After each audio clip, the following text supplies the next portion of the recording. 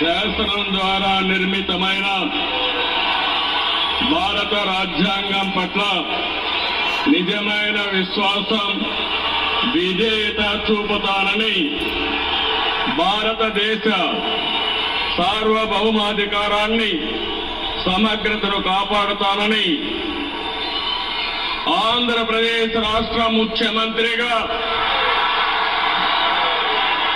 నా కర్తవ్యాలను శ్రద్ధతో, అంతఃకరణ శుద్ధితో నిర్వహిస్తానని, భయం గాని, పక్షపాతం గాని, రాగద్వేషాలు గాని లేకుండా రాజ్యాంగాన్ని, శాసనాలను అనుసరించి ప్రజలందరికీ న్యాయం చేకూరుస్తానని దైవ సాక్షిగా ప్రమాణం చేస్తున్నాను.